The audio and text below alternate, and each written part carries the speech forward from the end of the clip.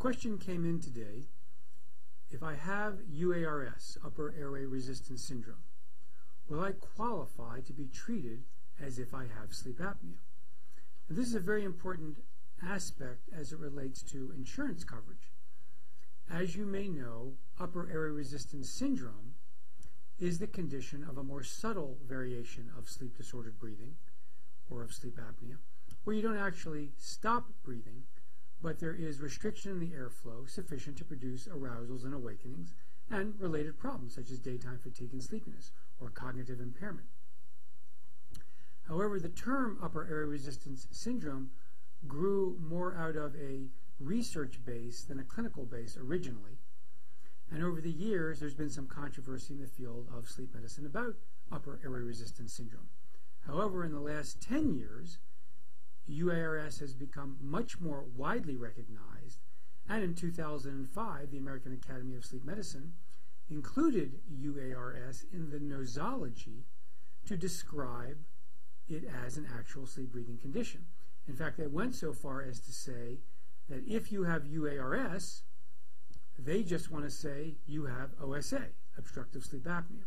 So in terms of the nosology, the definitions of disorders that medical fields come up with and that they codify for their particular field, in this nosology for sleep medicine, UARS is said to be equal to OSA. Now, what's interesting about this from an insurance point of view is that there are still insurance carriers, particularly Medicare, who don't recognize this diagnosis.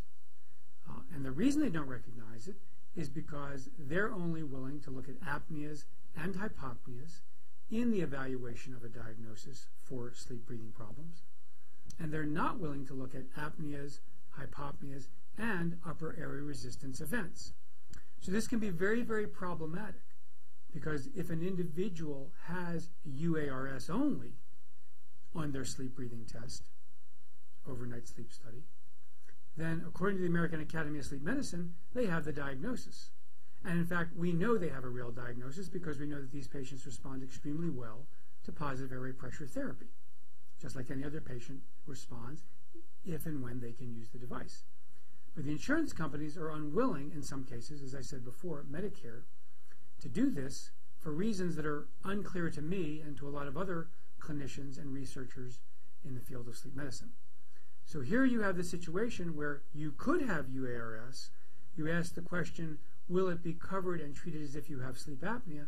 And the answer is, it all depends on the insurance you have.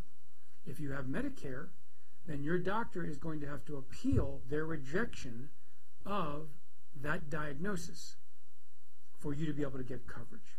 So as you can see, it's going to be a case-by-case thing, and for many people, this can be quite frustrating, and unfortunately, it's another example of how insurance, in some cases, can actually muck up things in ways that are not for the patient's benefit.